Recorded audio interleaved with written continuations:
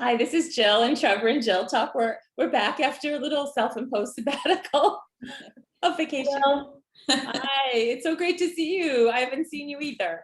I know. We have so much we wanted to talk about today, so let's just get right into it. One of the things we've talked about this by ourselves, but I posted this. I got so many responses from lots of different sources. Was this idea of aging gracefully? And I'm going to ask you, just like right off the top, Trevor, when you hear the phrase aging gracefully about a woman, what's the first thing that you think of? I hate to admit this, but it's always looks. But what about it? What about the looks? Is she looking older, wrinklier, fatter? I don't know. And I hate thinking that way. It's just the first place my mind goes.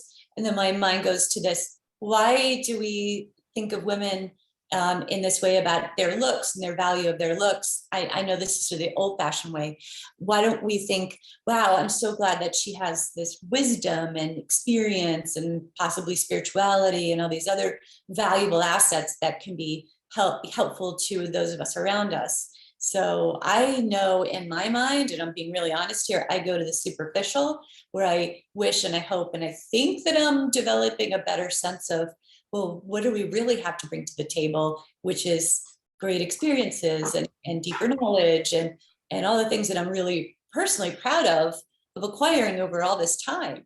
And in fact, we are one of just a couple species like killer whales and elephants that the moms, when they stop being, they have basically menopause, they're still very valuable to the pod or to the group of keeping little orca whales fed and healthy. And these women who are not fertile anymore are actually very valuable to the survival of the group. Well, imagine that. Yeah, but there's really good evidence that if you're the maternal grandmother, the grandchildren have a better chance of surviving and thriving. If a maternal grandmother is deeply involved in those grandchildren's lives, they actually are better fed, they're better cared for. It's a very interesting, this is a true study, and I'm not going to remember where I heard about this, but it's enough over time and over generations. So okay, so when you're I guess what you think of always is when you hear aging gracefully, if someone says she is really aging gracefully, generally what that means to me is she's looking elegant, but she's not dyeing her hair, she's not using Botox, she's not using any fillers, and I always hear it as a really judgmental comment. And I want to say it's misogynistic, except I've heard it the opposite, because a million times I've heard someone say, like, about a guy, oh, why can't he just age gracefully? He dyes his hair. And so, yes, getting into all the things that you talked about, it seems so silly to me, because how you decide to look or dress or whatever, first of all, I don't see why it has to coincide with age. And why can't you do something to try to feel a little better how you look, or how you, like how your hair is, when these things are available to you, if you're not hurting yourself or anybody else, because everything else seems fine. So let me ask you this. Are you not aging gracefully if you go to a rock concert, you wear a mini skirt, and you're screaming your head off at age 60? I think that means you're aging beautifully, because you're doing whatever sparks joy, right? If you're just super happy and smiling, it doesn't matter. And you're enjoying a band that you like, and in that collective, like, woo, fun. There's nothing about age. That's just being in a great vibrational moment with a whole bunch of other people and enjoying this. So most people would agree, but they might say, oh, her skirt is too short. Like, why can't she just age gracefully? So again, I think it's generally a misogynistic kind of thing to say that phrase. I hate that phrase. And I brought this up because I read this article where Julianne Moore was saying just that. Although I do think it applies to men too. And why the hell should men not be able to have their hair darker if they want to, or whatever they want to do? So I do think it comes across a lot with looks, but sometimes with behavior. somebody who's wants to date a million people at once. Are they aging gracefully? Are they supposed to be like in a, Maybe they're just having fun. No, but I think we're talking about a culture that values youth over experience and wisdom. And I think that's one of our biggest problems is we're really looking, and we have like a high tech culture that if you're older than 45 in that culture, you are an old person. And in fact, a lot of those companies need people who have experience to help them make better decisions, right? And why not appreciate and say, we actually need some workers who are over 50 who can give us advice that actually has experience involved with it. Companies that have failed, how do you get past that? So I think again, it's like shifting a cultural viewpoint to age shouldn't be a negative, it should be a positive.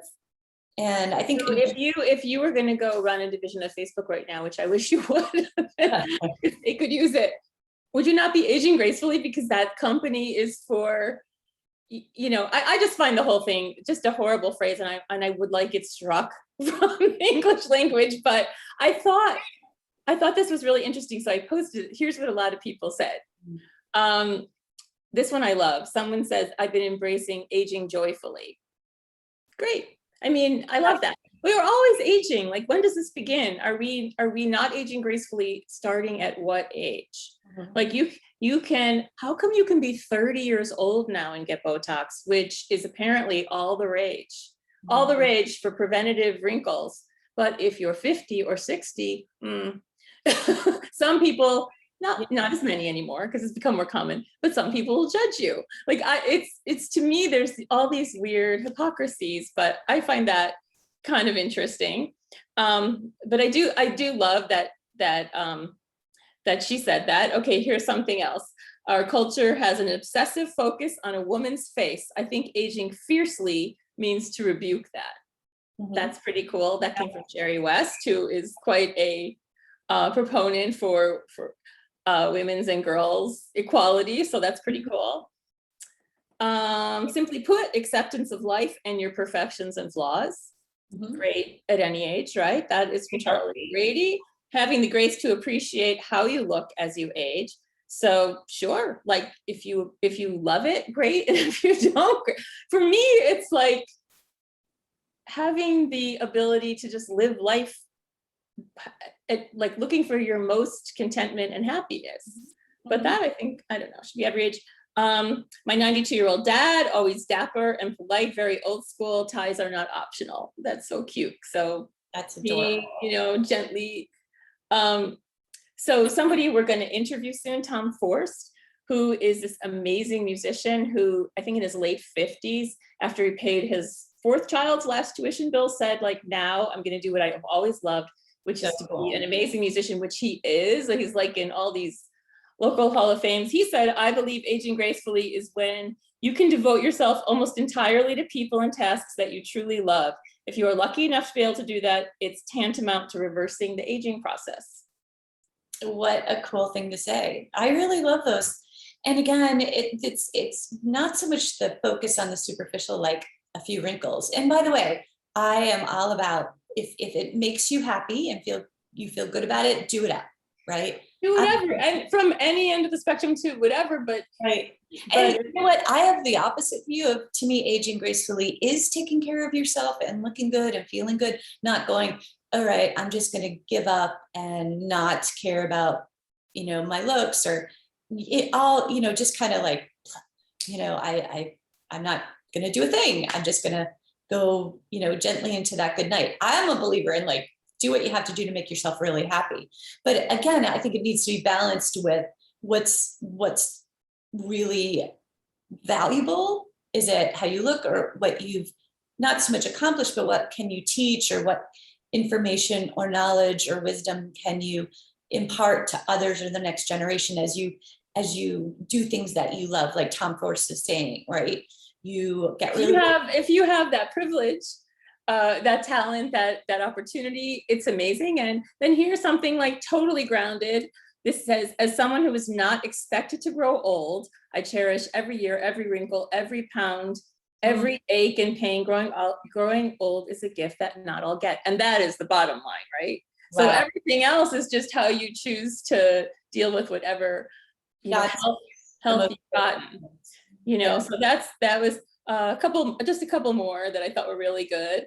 From Tina Duryea, I'd rather age fiercely. I guess her and no surprise, her and Sherry Western say aging gracefully sounds like a way to keep women quiet.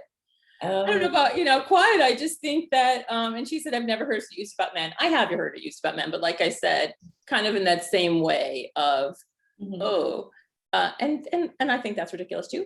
A David Bowie quote, someone gave, aging is an extraordinary process when you become the person you always should have been. I love That's it. nice if you can do it. And I think that there's so many more. So for some other time, but I love like everyone's idea on it. And I just thought it was interesting. And like I said, I would like to remove that phrase because I think it still brings up so many old-fashioned ideas of how we should be. And even speaking, like you and I were talking before about dating and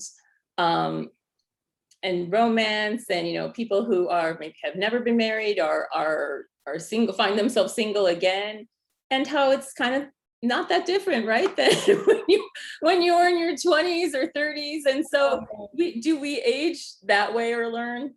Probably not. I would like to tell you, we're so much wiser and we make better. Oh yeah, like we think, and better partners, and we show up differently.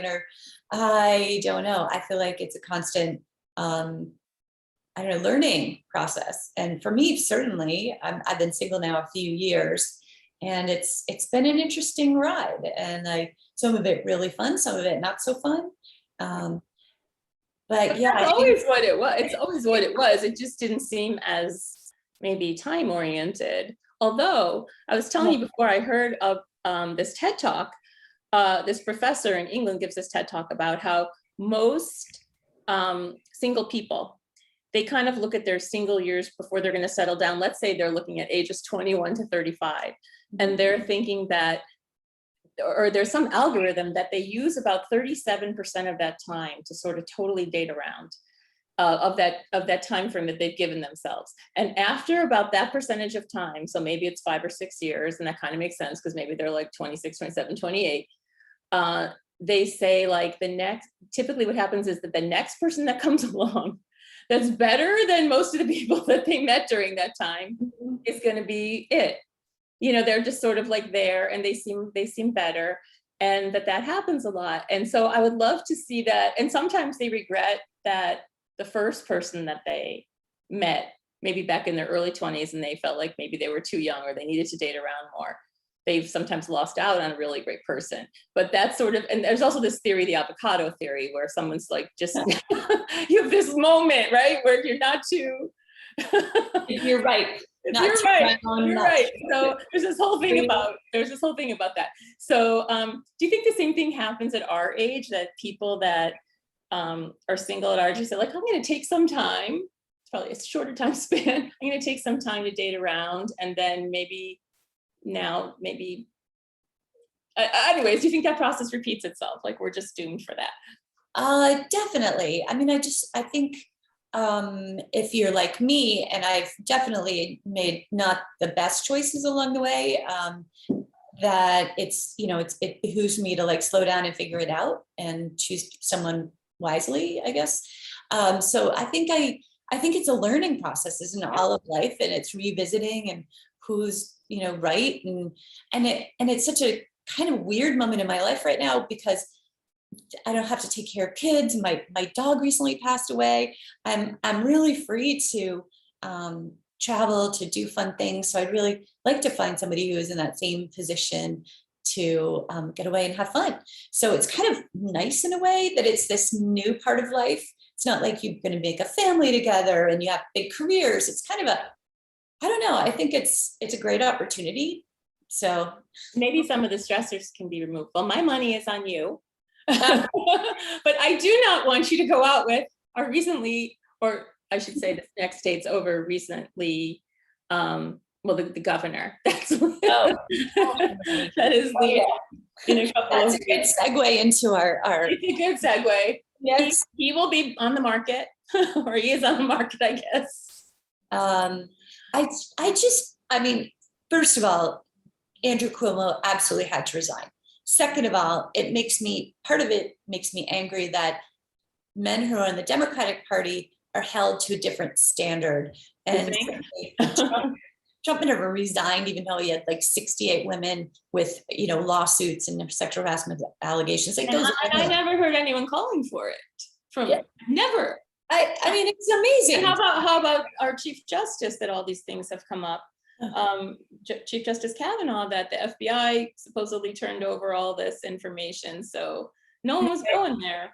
Yeah, the White House at the time, the Trump administration, just didn't want to really look at it. So part of me is like, okay, the Democratic Party, and I happen to be I'm running for tax collector in Greenwich, a different moral level. Thank you. I think that's great. And then the horrible part about Andrew Cuomo is, and I was just reading New York Times, how much did him sort of serving the, awareness of sexual assault and harassment of women, because he used that as a platform for himself. And while he and himself was doing it all along, and not only that, but retaliating against and threatening women who called him out for years. And there was enablers, other women, who even includes this Roberta Kaplan from Time's Up. So it's such an appalling, ugly story. I don't know. What are your thoughts on all this? I think it's devastating. I think I sent you something that an influencer that I follow wrote, which I thought was great, that she said, I loved him. I watched him last year. I mean, you and I posted him on Instagram, and every woman I know was like, oh, he's it. And he's so strong and amazing. And actually, he did do, I think, a lot of things that did help people through the pandemic, although there were some other areas that maybe were not so great that he worked on with the nursing homes, but he did have that. But what she said in her post that I thought was so amazing is, and I was wrong. It turns out that he's a jerk. And when you see somebody that you follow or that you were so proud of, or that you were, kind of talking about to everybody else, and oh yeah, and they turn out to be this disappointing, to say the least, then okay. They are. You didn't know, didn't have the information, but he was very disliked by many in government. He's very tough. He played a very tough game, and a lot of people really didn't like him, but he really became I never gave him that much thought because I don't live in New York, but that seriously, but he became so, beloved in a way during the pandemic. But he had a reputation for literally humiliating the people that work for him straight up, just really horrible. So there was a lot of people that just disliked him. Which might have played a part in absolutely how strongly and quickly this happened. But bottom line is, he sexually harassed women. He practiced a lot of gender discrimination at work. And if he was the CEO of any company, he would be out, or he should be out. And as governor, he should be out. I mean, that's just my opinion. And I don't think it's like, he'll blame it on this cultural or age. Come on. He knows better. And if anyone should know better, it's him. He was surrounded by women who worked on women's rights things. He did that. This is not hard to be aware of in the last few years, especially all of these things that are big no-nos. And he did some bad things. He did. And I'm sorry, I like I said, I probably liked him just as much as everybody else did. But you can't pick and choose. That's what I wish people would realize on both sides, because it's your guy or your party. You have to be consistent, or none of this matters. But to your influencer's point is, she saw and she was willing to evolve and take in new information and shift and say, this person's not who I thought they were. I can take away my support. Now that doesn't seem to be happening for a lot of the right. I don't know what's going on with that, where it's very obvious there's some things that were so off the rails.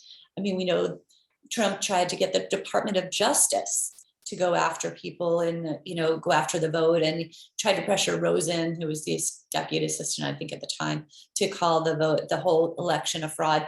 I mean, it's absolutely mind-boggling, and there's no outrage. Zero. Well, even more so. Well, there is, but not.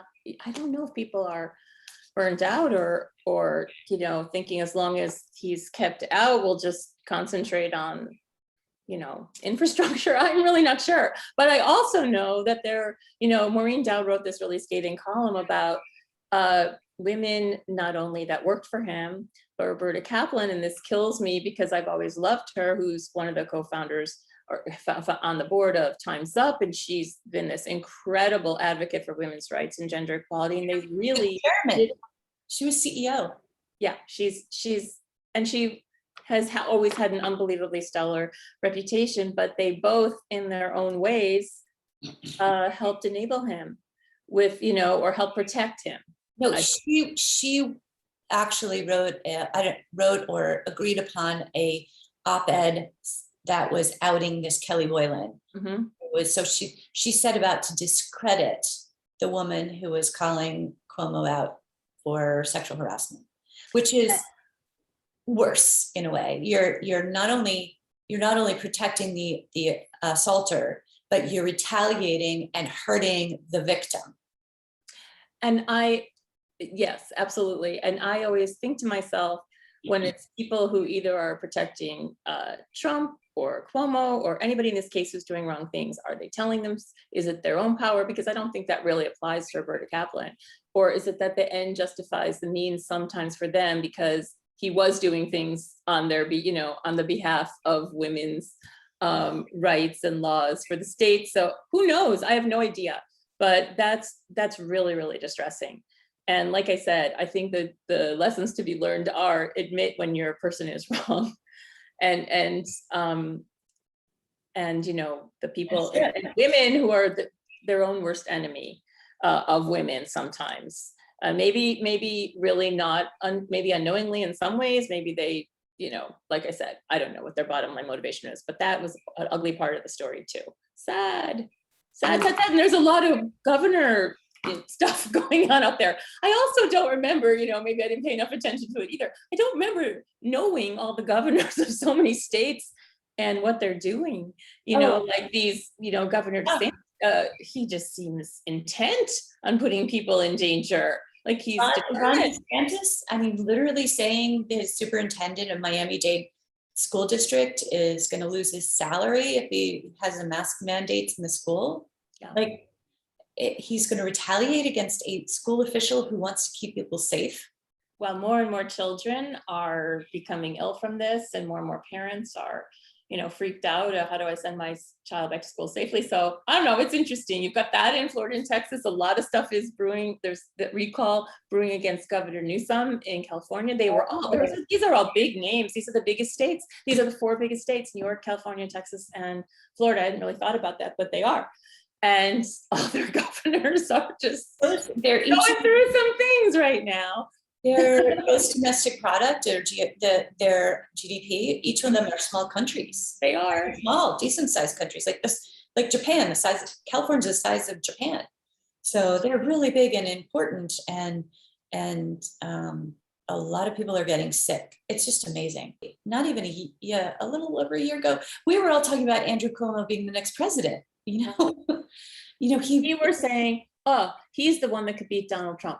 He would be so tough on the podium against him. He probably would. I mean, he doesn't shy away. And actually they said the reason he did resign is because he'll try to run again in some capacity. Oh, and I can see it.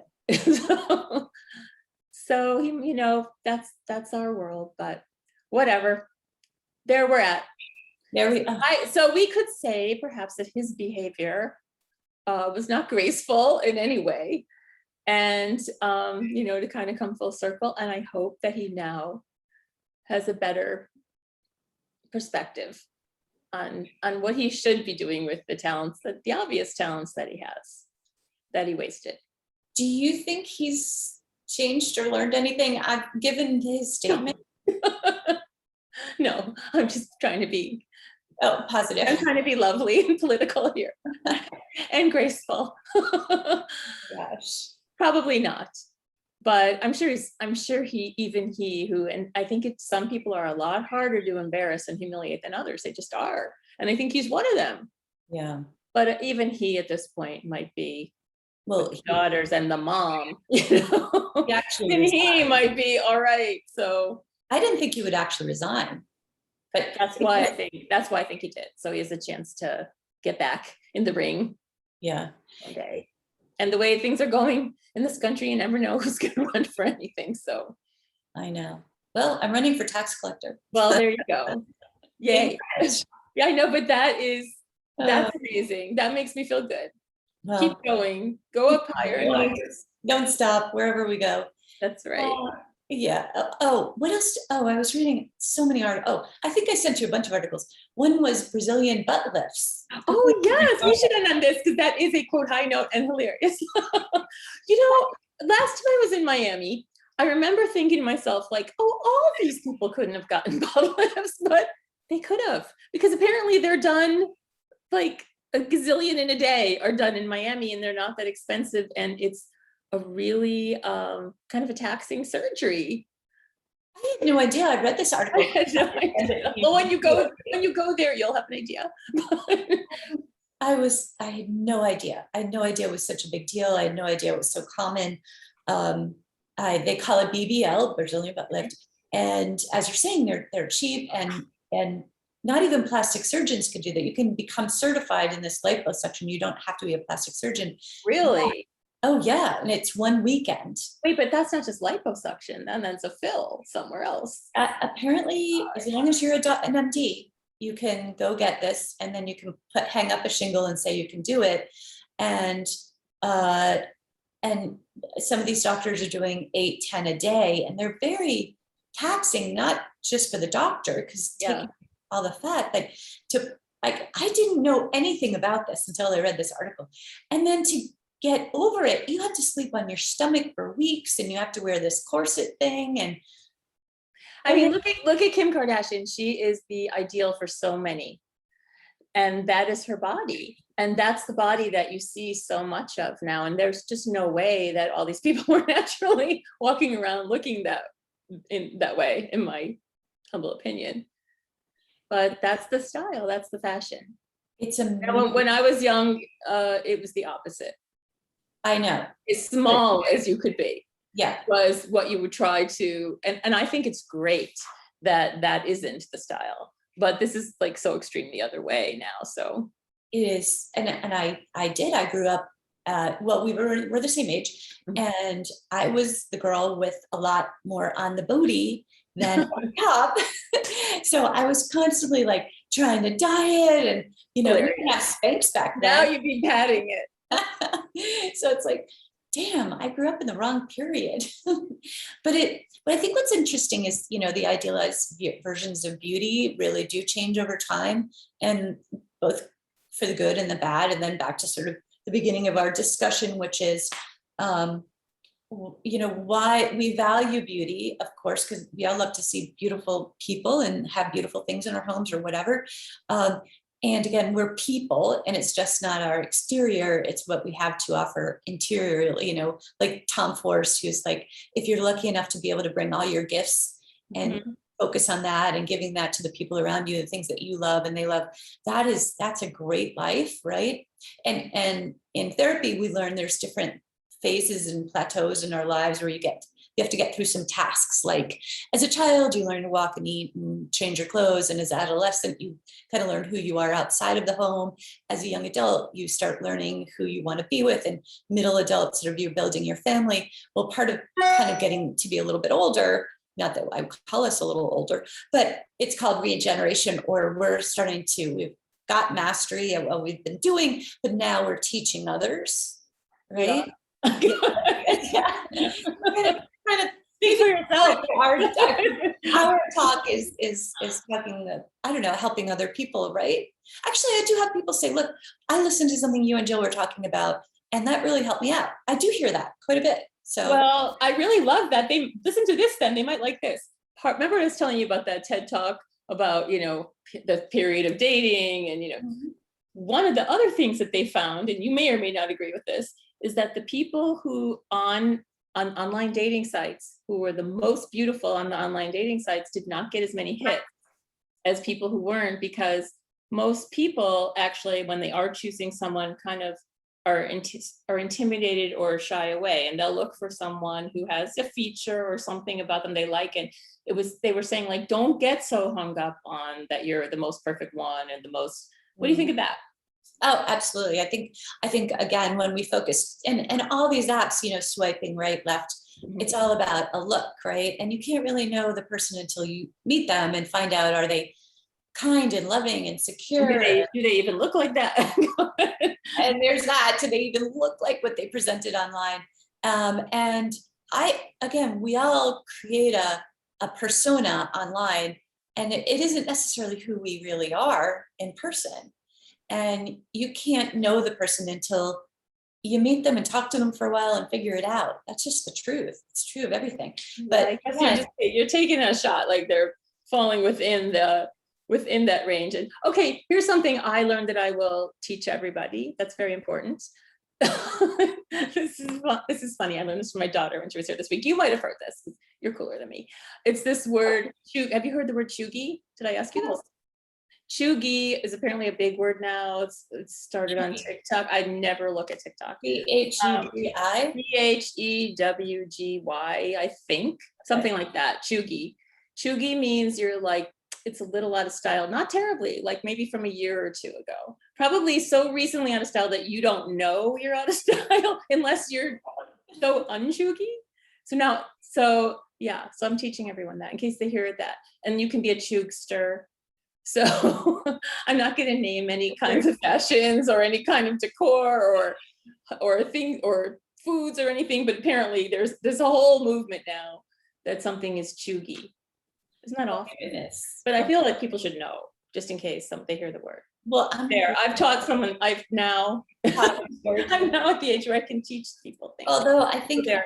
what I've decided my whole life, I've become learning to unjudge. Yes, unjudgy is the best.